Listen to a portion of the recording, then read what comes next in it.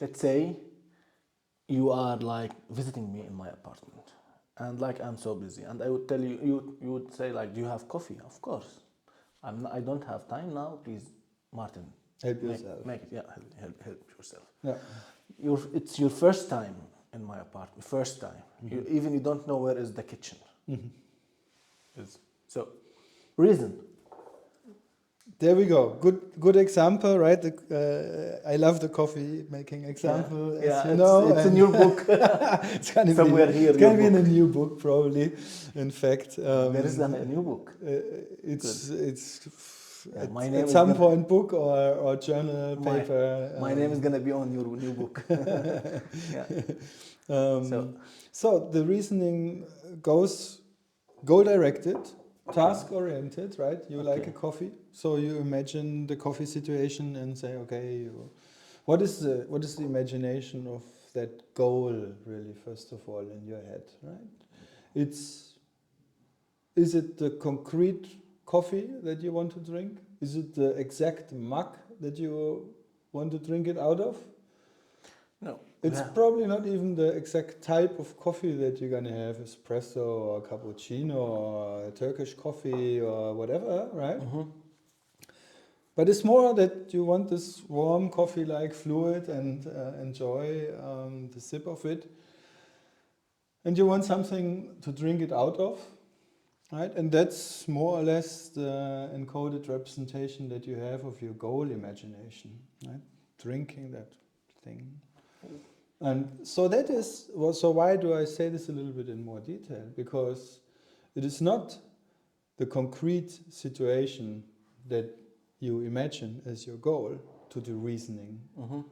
It's more a conceptualized representation of the core properties of what you want to experience, like drinking that nice warm coffee. That drives you to your decision making and your whole reasoning process. And then the reasoning process starts, and basically you have a coffee template, a coffee schema in your head that indicates, okay, there are different ways to make coffee. If I would be in a restaurant, I would just order one. If I would be at a coffee break in a conference, I'm expecting that there are some coffee machines or coffee spenders that I can use. But if I'm at another person's home, I expect that there is probably some form of coffee maker or coffee tools to make it, and probably they are found in the kitchen. So you said representations. So it's the abstract. What do you mean with representations? What, like? Right, again, it's the abstract form of code in your head. And what is this representation like? Big debate in science, right? I mean, I cannot give like a clear, full answer on what it is exactly, right? Not academic. I know the answer for me. I know what does it mean. Yeah. But like the audience, maybe they don't know. Right. So, like, what does it mean? A representation of, like, the space of, like, the kitchen is a representation. You have a representation in your mind that most probably in an apartment, the machine of making coffee or the way of making coffee usually in the kitchen. And you would be like surprised if you see like the machine in the office or in the bathroom. Yeah. Or maybe you have one in your bedroom so you can get an espresso shot first thing in the morning before you get up. Yeah, then you would say like, oh wow, this is a genius idea, Martin. Oh wow, bravo. Maybe a good idea. Yeah. So like also like the cup has a representation, like not the cup itself, as you said, like the idea of like holding liquid inside. It's what we express as a language term, right? A mug, basically, or a cup, right? I mean, this is probably best depicts the imagination of a cup or mug, which is not this concrete one or any concrete one, but it's just a container kind of thing that I can carry around and where I can put fluid in, which has a nice rim to drink it out of. This is the abstraction, and then you make, or the mind or the brain make representations of abstractions. So what is this abstractions? I think it is rather similar to what I have just said, right? That it's basically the imagination of that I can do particular things with that thing that I need. Yeah? So I have the need of this mug-like thing with a rim, maybe with the side part where I can hold it on. Right? It has a clear containment inside, must hold liquid, maybe a little bit insulated sufficiently that it doesn't get too hot on the outside, or I know that it will get hot. Also, that is knowledge that's relevant for my behavior. All these components are essentially something like a predictive code, an activity in my brain that says if this activity is active, is present, then I can grasp it, I can drink from it, it can contain liquid, yeah, has all these predictive components to it. Yeah? This is an interesting part, that representations per se in the brain are not really representations, yeah? Just abstract presentations of something, but they are predictive. The activity itself predicts other activities. Yeah, so because of that, interaction possibilities. because of that, like when we are having a problem and we need to fix something, like something is broken, and you need to fix it, like just like to arrive to the store, like bike store, and then ask for like decent help, then you could use anything from the street. Because you have these representations, because you understand the abstract use of, or like let's say you need to drink and there's no cup, and then you could use a bowl. I mean, that's what I meant right now. Let's say I go into your kitchen and I don't find a proper standard German mug thing, right? But maybe you just have like nice coffee glasses, right? That are see-through glasses, and so they work equally well, right? But I've never drank my coffee out of a see-through glass, basically, right? But I would maybe still look in one of your other cabinets if I find my more standard mug template. But if I don't, I will probably just take one of the glasses, right? And would be happy with it. I have a good example for this. Sometimes if there's no cups to drink and there is like a tap, I use my hand like this and drink like this. Exactly, a very so good I'm making example a also. cup You're making a cup, right? out of my two hands, where I can like contain the water and then bring it. Right. Yeah. I give this in my lectures actually as an example partially, right? I know. That I teach you. You can, right, it's about the property that the containment property to hold fluid, for example, or to transport it to your mouth, right? That is key, that you have as goal in your head, and then you make it concrete when you have options with entities, your hand, the mug, the glass, to fulfill these needs that need to, for example, be able to transport liquid for you. So, like when you don't find a cup and use your hands, so this is reasoning. This is a part of reasoning. Okay, right? What does it mean, reasoning, if this is a part? Now, this is only a small part of reasoning, because it's not really doing reasoning chaining or considering maneuvering through alternative pathways towards a goal, but it's just finding one thing that serves a particular property that you currently need. But if you want to make the whole coffee, right, you need a couple of other properties. So you need some let's say we don't have a full automatic coffee machine in the house, right? But we have maybe, we do like a filter coffee thing, right? So let's say we find coffee filters and we find beans, maybe still a filter holder thing, right? So that you can put on your mug and then you can pour water on top, right? But then let's say suddenly you have, so that means basically, okay, you have your script of coffee making for filtered coffee, right? So you can put the filter in, put it on your mug, put beans in, right? And then hot water on top, and so that will work, right? But let's say now you are in the situation that you find in Mudar's household, because he's he's a connoisseur of making good coffee, no? And so basically you find only beans but no powder, right? But for the filtered coffee, you need powder. So what do you do? No, that's where further reasoning starts, right? So basically, right, you have all your script, but now you only have coffee beans and no powder. So you need to, sub-reasoning step. Okay. Oh, beans need to be turned into powder. How do I do it? Oh. Yeah? Sub-inquiry, so to say, in your mind, like, okay, so shit, I need to have some grinder somewhat, right? An automatic machine or some hand machine, right? And you will start searching through I will start searching through your kitchen. Okay. And look for this device. And when I hear like the sounds, I would say, oh, he's looking for it. Yes. You might even be able to infer what he's currently doing, right? Maybe the boiler runs in the meantime to boil water, if you have one, most likely. And right, and so you find the greater thing, manual, automatic, look how it works, where you have the tools for that, and then lo and behold, you have reasoned and planned through and execute the behavior of turning some beans into powder. Okay. And when you have done it, you can proceed with your overall task. If that is reasoning. Yeah.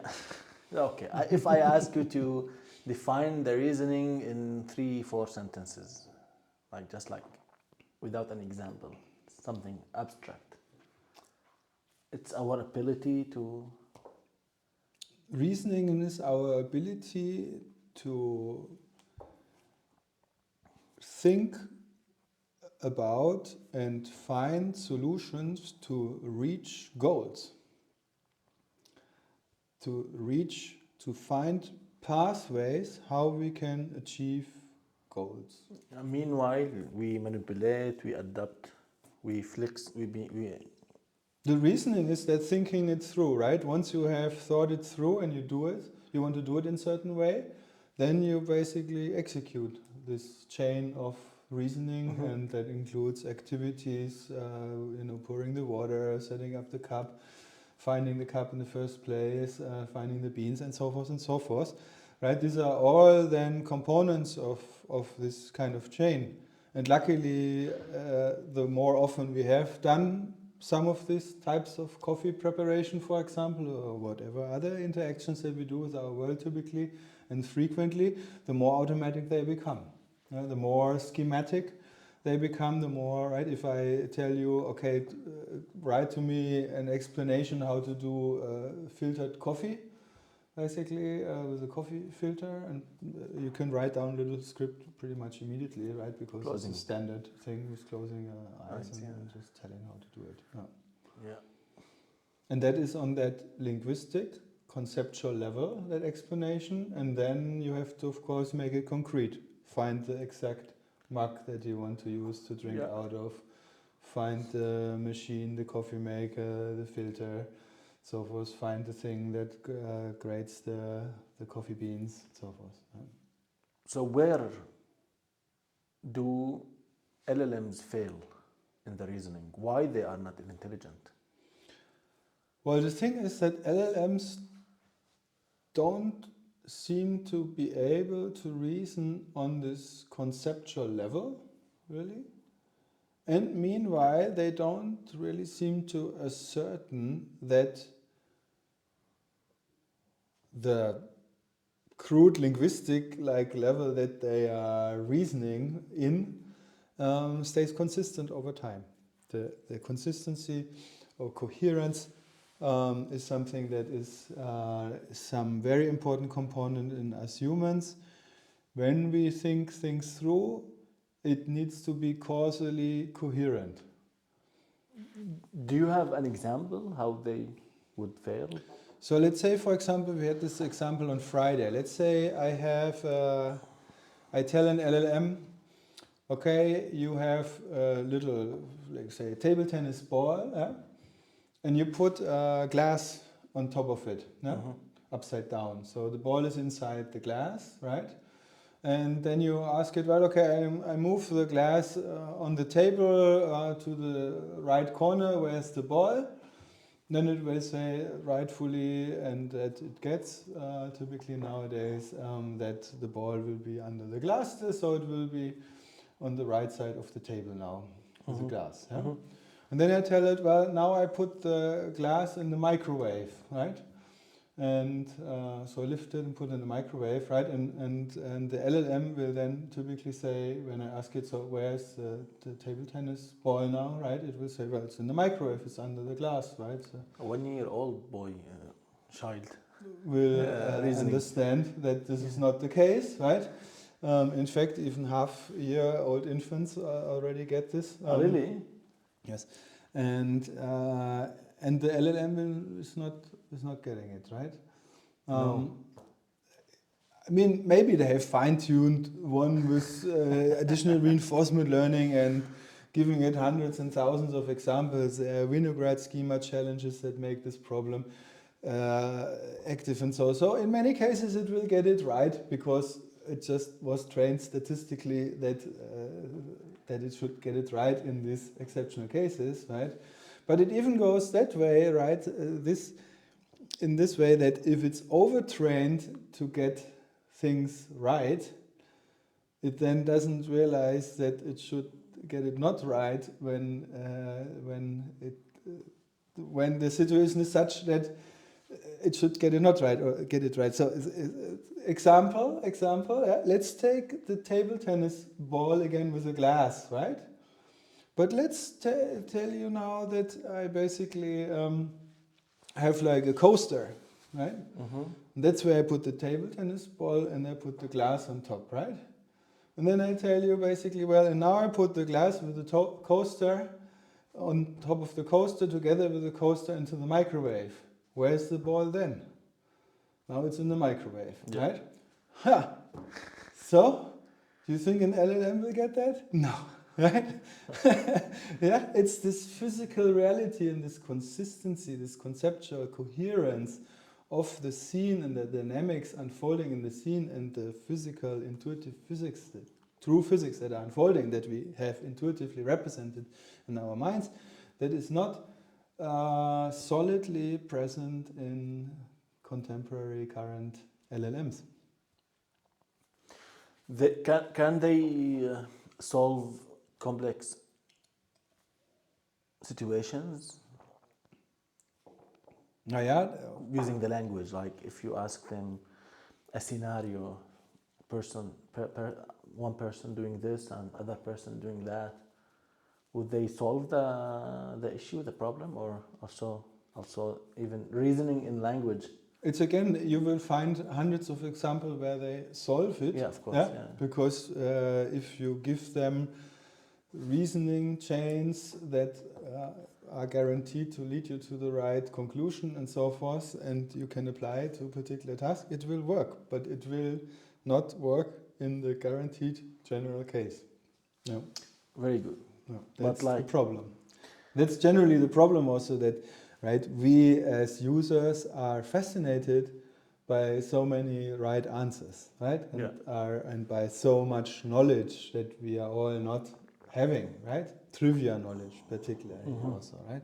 And also standard textbook knowledge, right? And standard pathways to solutions that we just don't have as deeply present, all of them at the same time immediately.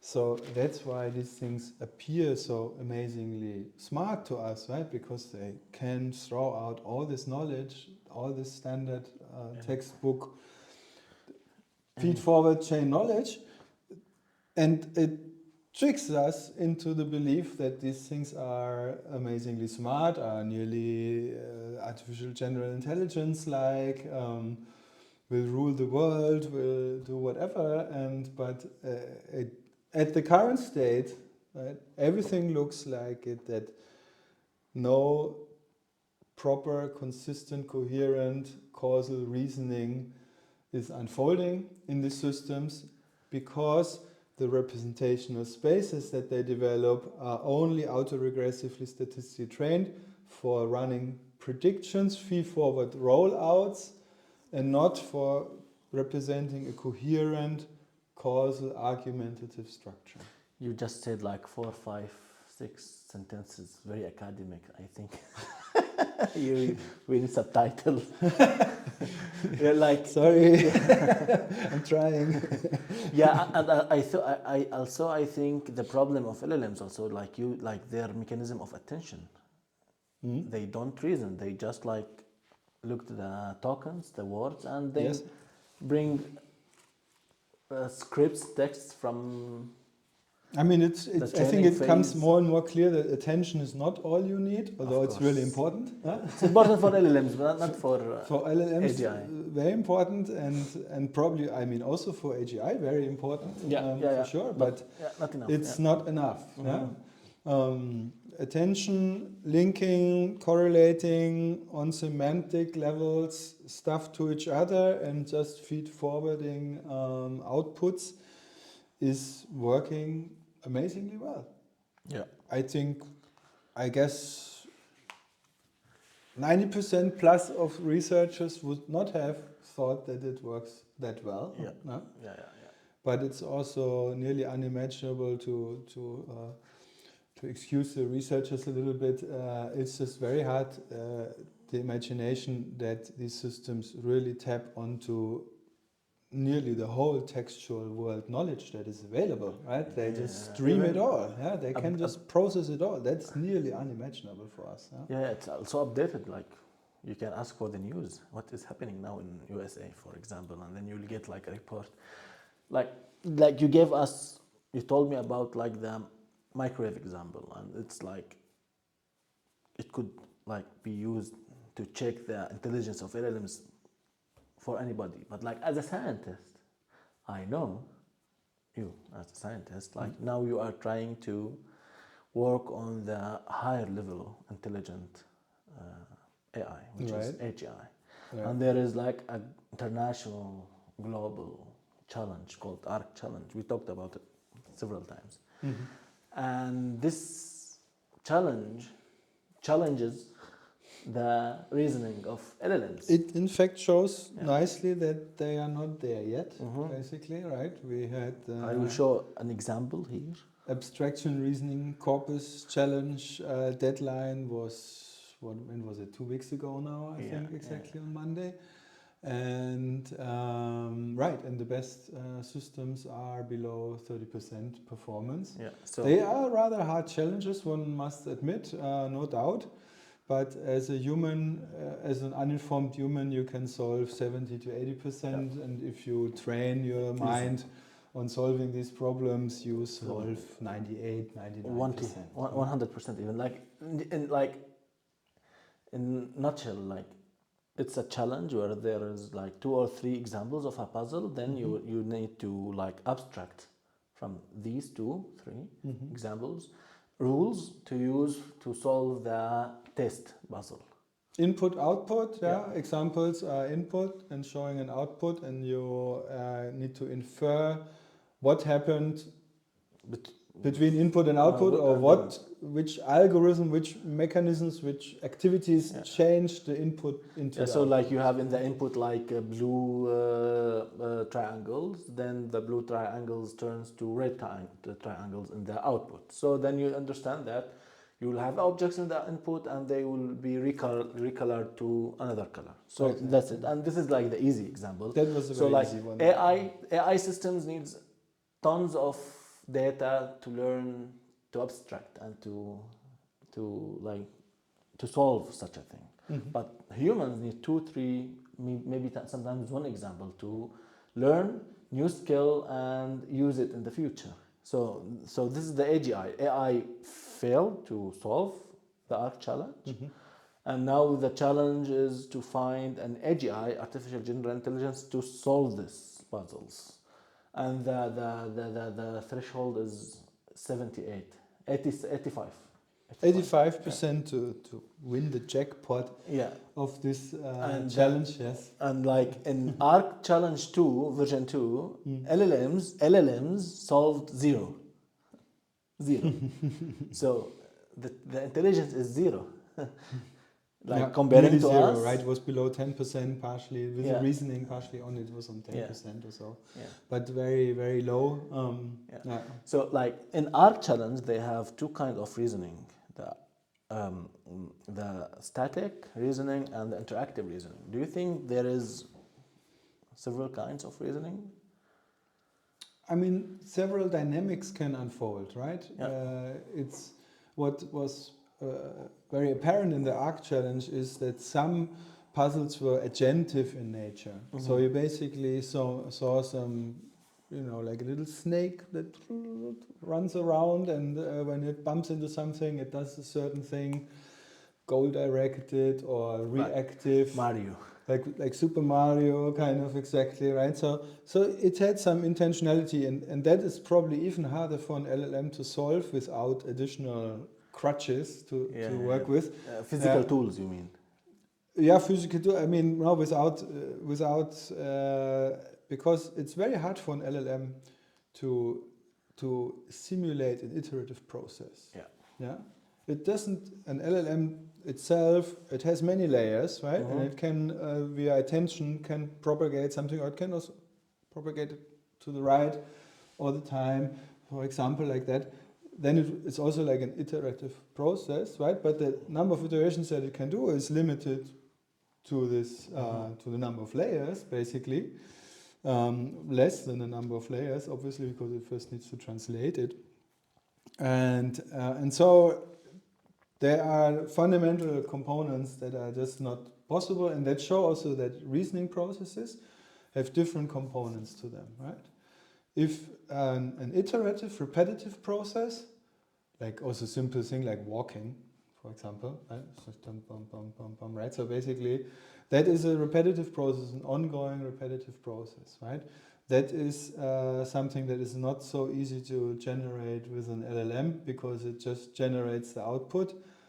The only way it can do it is to use its output, its self-generated prompt output, basically, as the next input, and then it has a repetitive chain via the prompt, right? But that it cannot really use to do any kind of flexible reasoning, because it's restricted to that prompt domain, basically. So some, the reasoning models were partially also enforced. First, if reasoning models were trained, or if they train without constraining them. If they're trained without constraining them, you basically see that they start to produce symbols in the prompts that are unreadable for users at all.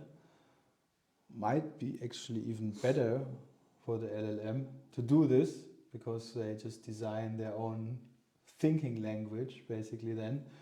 But by constraining it to language, right, you basically enforce it that the format is still language.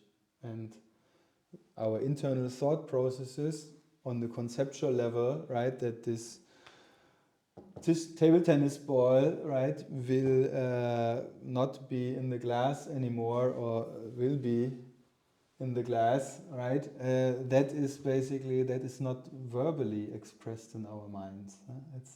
It's a representation, a conceptual representation of the physical environment. And that representation is not verbal. You can verbalize it, you can talk about it, you can scribe parts of them, and take advices. So forth, and take advices. And take advices about them from others, or ask others about the exact situation, right? If you talk about an episodic story, about a book or whatever, you are wondering, well, did they know each other already, for example, or what material was this thing that they used, if it's relevant, and so forth, right? So these components, you can ask about them, you can talk about them, but you have a construct in your head what they are like at any point in time. Which is not there.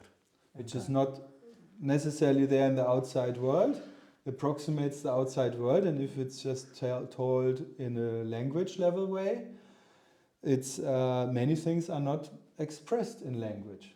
also think about it, right? If you have language corpora, and you have what is written down in language corpora. More complex things, stories and so forth. But if you think about literature and just think about standard all books that we have in our world, right? I doubt that you find often texts about things that are obvious to us, right? For example, like he walked to the store, right? Like he walked to the store. So what does this mean really, right? We know that the person walked through some neighborhood and some city and so navigated through the store, right? The person would most likely not go up through buildings, up and down stairs. The person also didn't walk some super strange passages and so forth, right? Also didn't walk in mid-air and just walked floating to the store, right? But because he just walked on the ground, right?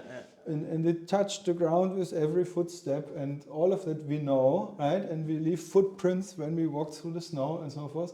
All of this is usually then not mentioned because we just know it. Yeah? Yeah. You would just say, it was a wonderful fresh snow.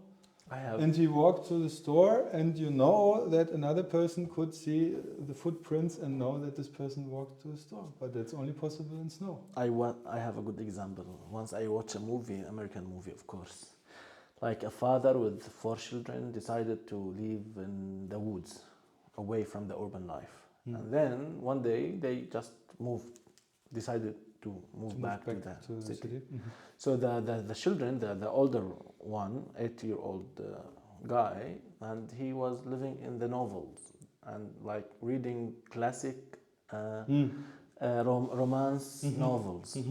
And then he met a girl and he fell in love with her.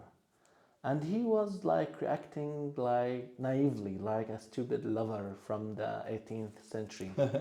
Why? Because he has no interactive situations in school and in the street with the neighbors. And this is ChatGPT. Yeah. Yeah, in a sense, yeah. It's a good analogy, yes. Yeah. Right. This is ChatGPT, like starting like, I love you and I will fight for you, and like the girl like was like listening to him and like, oh, what are you? Who are you? And he fell in love like in one day, because like in romance, it goes romantic, quick. Quick, because it's like it's a story and like you need to sell a lot of copies and and you have like it's like a 1 month, like it's 2 days reading. It's not like a life. Like it's not like you need 1 year of like interacting with the I mean, all this shows that our reasoning and understanding of our world is embedded in our culture, in our upbringing, and in our abstraction and conceptualization of these experiences that we had, and in LLM's knowledge, and is grounded in the textual world knowledge and the internet world knowledge, and which doesn't show all of it. And these systems cannot also understand the jokes. Hard usually, yes. Yeah, exactly. So, as a scientist, do you use LLMs? Do you use ChatGPT, for example? Yes, of course, yes. How? And what is your advice to users and audience how to use LLMs? Well, I mean, you can use it, first of all, let's see, okay, maybe I should talk about programming a little bit, but that's maybe a little bit too concrete. But maybe also to really ask LLMs about particular topics, and you can basically assume, well, you will get summaries of what the world textual level writes about these topics. No? So if you want to reflect on or see if particular topics have been covered in the world, people have thought about it, are there examples of it. On the research side, I use it, of course, most, but you can use it for anything that is general topics, and you get a good overview of what is known about this topic or what has been said in the literature about this topic. I think for that it's really good. It's also good to reflect on this and see, well, has anybody thought about this and that, and then basically you get when there's nothing about it, then it gets like, yeah, well, people have talked about this and that and so forth, but never in this combination really, and so, and then you find possibly innovative ideas, right? Or you check your own innovative, possibly ideally ideas, and see if somebody else had them already, or if this was done concretely yet or not. I like it to do it this way. Also, of course, to less innovative but just informative, just about standard knowledge. Yeah, you read a paper, you read a newspaper. There's a term or a sentence, and you don't really know how to parse it. Right? Throw it in the LLM and say, what does this probably mean? You will get a reasonable good summary usually of what it could mean. If you do some better prompting and say, well, I was reading about this paper, that was the title of the paper, here's the abstract, and now I read this term. For the context. What does it mean? So you give a context, in this case an LLM, linguistic language context, right? So you can do pre-prompting that helps it. You are the lord of the context. And there's not the true context that I'm talking about in my research. Yeah, because like Martin has a theory about context, how the mind works in context. So like we talk about it next episode. Next episode. So he's the lord of the context. You will know about it later. Yeah. Okay, so next episode is the lord of context. Yeah, the lord of the context. Yeah. If you want to give an advice, don't use LLMs, ChatGPT in such a way. What would be this advice? Don't what? Don't trust, don't ask about this, or? I think don't ask it to solve problems for you.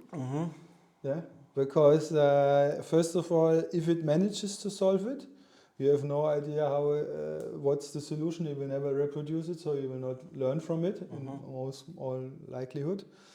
And anything that becomes more complex, it falls apart. It basically starts to make errors, and then you basically point out, well, but isn't this an error? Can you correct this?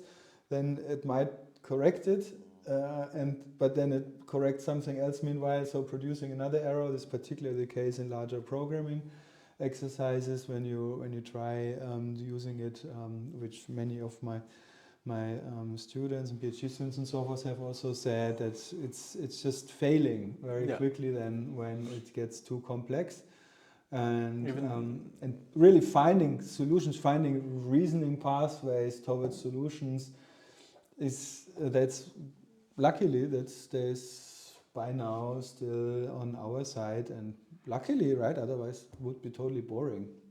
Can LLM say no? I don't know. Well, it should, but it's trained such that it doesn't, right? Yeah, this is important also, advice. They don't say no, they answer. They always answer.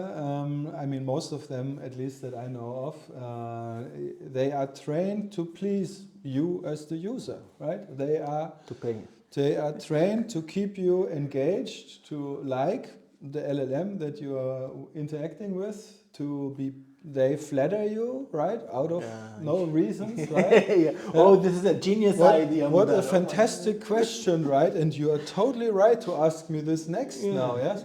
Don't think that it will not tell it to other users as well. And even like sometimes like a naive question, is it good to use like milk with coffee? Oh, it's a fantastic question. Oh my God. Do you think I am? Of course you are genius. I haven't asked the genius question. I should ask.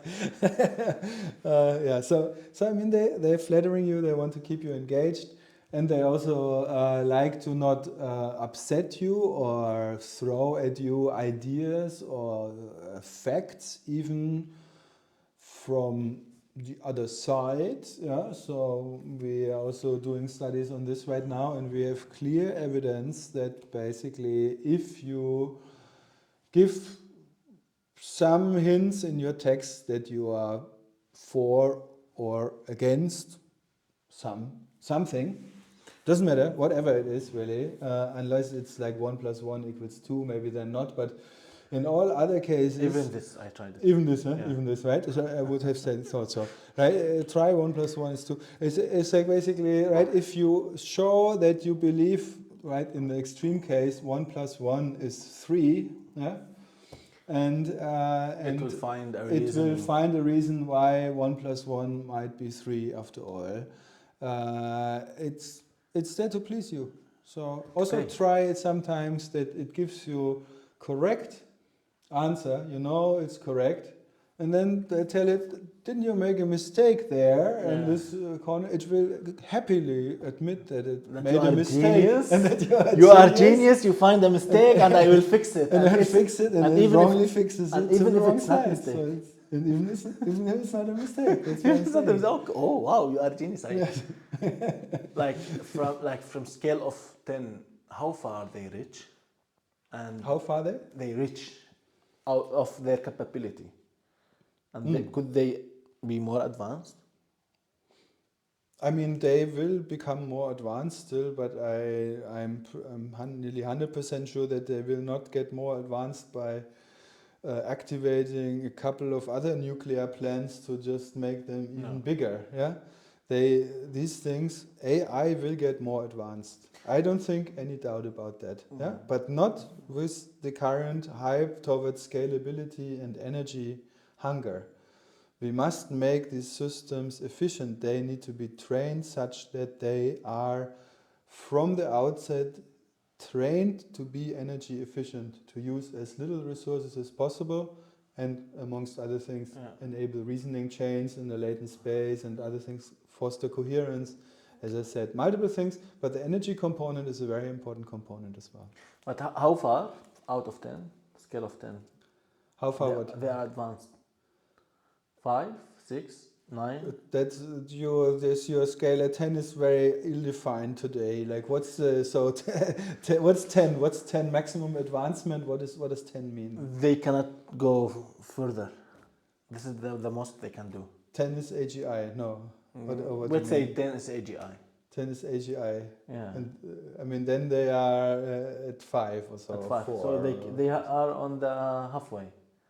Certainly on halfway. I mean, yes. I mean, they can pass all language of the world and statistically. What other application? Them well. What other application of LLMs or AI we could have in the future?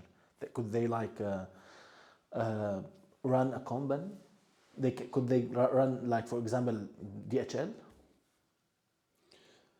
I mean, not run it, but hopefully, in the relatively near future, we have systems that can really help companies and maybe also whole states, or ideally our world, to think problems through, to reason problems through with all the interactive chains, a production pipeline with all the constraints, production graph rather, right, with all things that are involved in distributing packages, assembling entities and so forth.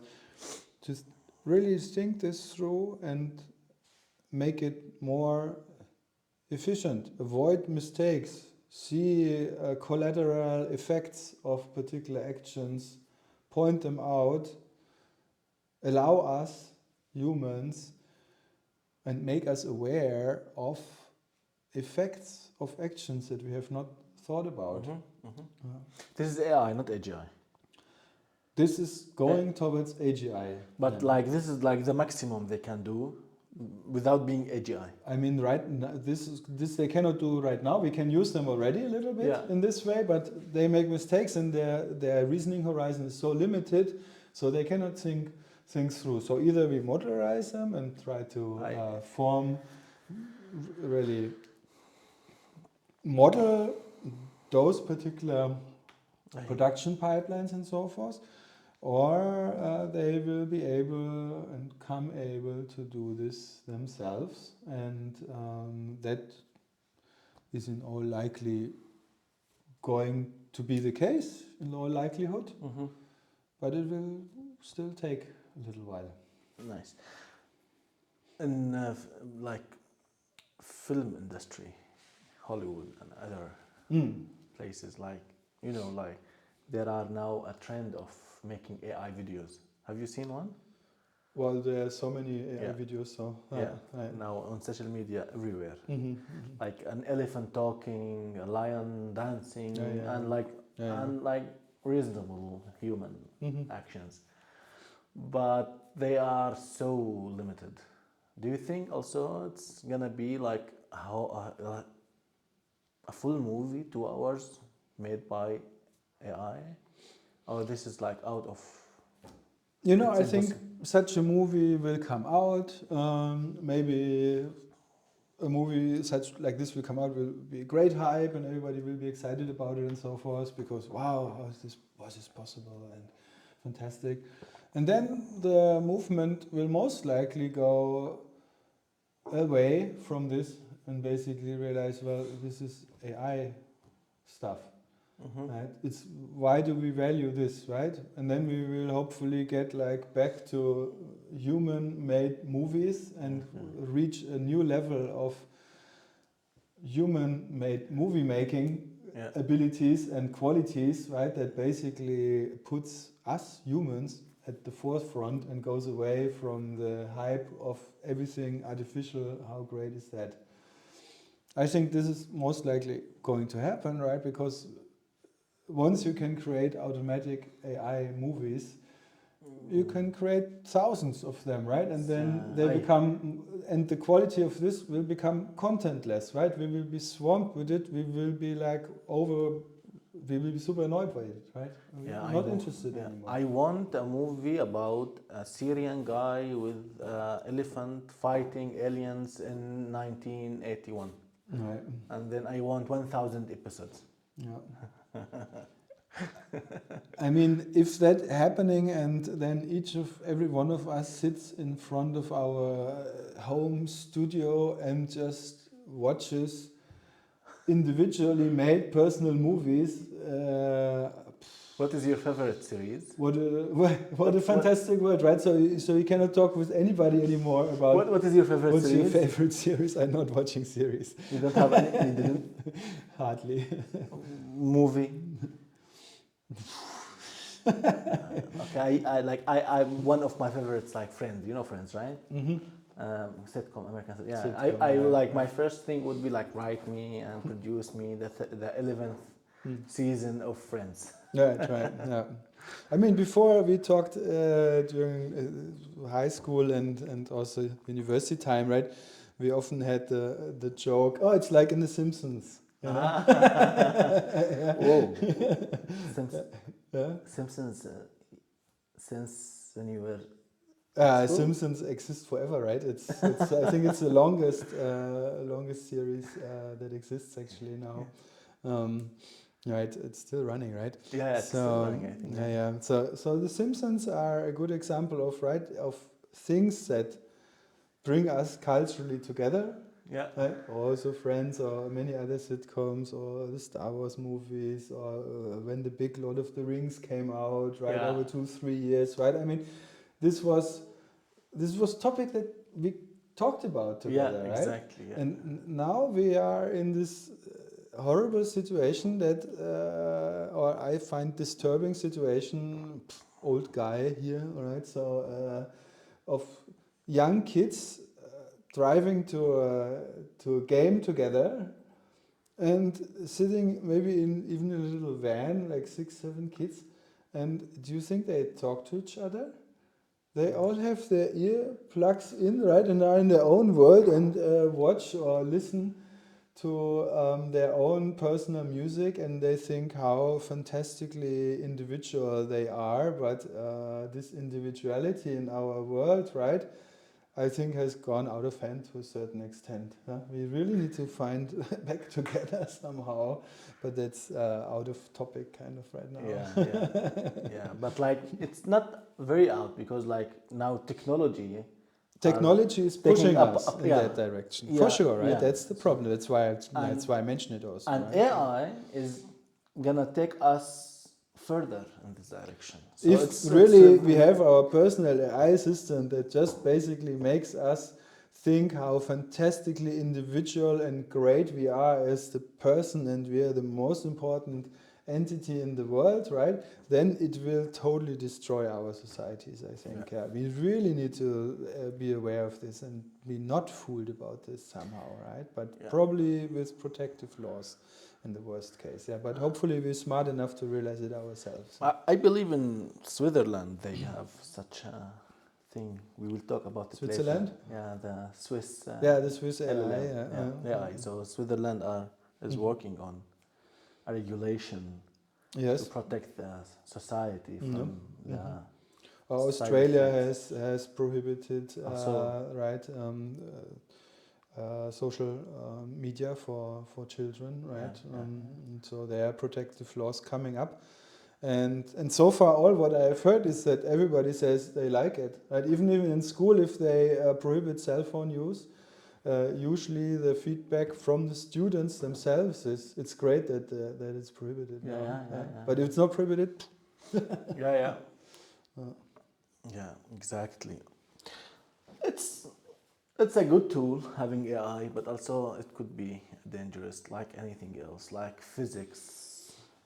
I mean, it is dangerous right now, right? And we are in the middle of this danger right now. We are individualized, we have social bubbles, we have belief bubbles. All of this is clearly influenced, if not really fully induced and intentionally manipulated by AI, by the big social network companies, and by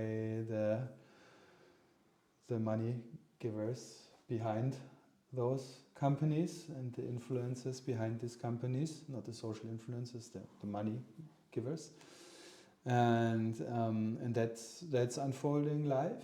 That's the situation we have. Last question. Also, like a scale of 10 question. From a scale of 10, how afraid are you on the future of your children and the future of humanity using AI? And do you think one day you will resign as a genius AI professor and start to fight the AI? To fight the AI. So resign and like. I mean, if so, you can fight the AI only with AI. So like first question out of 10. How afraid are you? I'm hopeful. Nice. I'm hopeful. Yeah, give me 5, 4. So you mean 10 is maximally afraid? Yeah. So let's say 4. 4. Like, but do you know how to keep your children and your future grandchildren safe from the AI potential side effects? Do you have like any? They need to interact with it. I cannot leave them out of it, but make them aware. Don't give them too much time on it. Restrict the time. Discuss with them about it and reason yourselves. Teach them to be a tool, like adults, reflective adults that realize themselves what we are doing to us. We adults certainly also don't always realize what we are doing to us. I mean, we should not only blame it on the kids. And, would you resign one day and decide to fight? You know this, like, I don't remember his name, like who created like he was working in Google and then he resigned and he thinks now that, what was his name? No, I forgot, but the one that thought that now that he's the machine fighting. is thinking already, right? Yeah, now he's fighting for the rights of AI. Yeah. So would Yeah. you do you see yourself in this position one day, or no? You don't think that the AI would? It's not like the bump, not that like when I think for all our Einstein started like. for all us scientists, we should try to take responsibility also in what we create, and that's why we do this this podcast also what we create, what is possible, what is not possible, and we need to be hopeful in that sense that I mean, in the end, our world unfortunately is rather strongly troubled these days. No? Yeah. We have the climate crisis, and that is still being denied by extremely influential Leaders. And leaders. Scientists, no. Not leaders. Scientists, very few, Yeah. but those are the ones that are bribed or indirectly bribed to believe that. And but this is only on the horizon, or this no, it's unfolding already now and affecting us, world community. And if we don't find really solutions to this that go beyond our capabilities that we have right now, it doesn't seem to be possible to stop this. Yeah. As we see right now in Brazil, again, as expected, nothing will come out of these meetings because there are too many countries in this world and leaders that make too much money of the current state of affairs. So that means that we do have to hope that, well, hopefully these leaders come to their senses also to some extent. But meanwhile, we also, because the problem is gonna be too far advanced, that we could just stop it by stopping burning fossil fuels. This is just not gonna happen. So we have to find and hope for other solutions. So you see yourself in the middle, like working on the advancement of the AI and also taking care of the ethical responsibility of working in AI. As much as you can contribute to this as a little researcher in a reasonably big university, an influential university in Germany. Tübingen. Tübingen. Professor Martin Butz, it was a nice 1 hour talk. Thank you, Almost. Mudar. Time has progressed. Yes. Yeah. Hope you enjoy it. Yeah, like, dislike, share. Yeah. And see you next time. Bye bye. Ciao.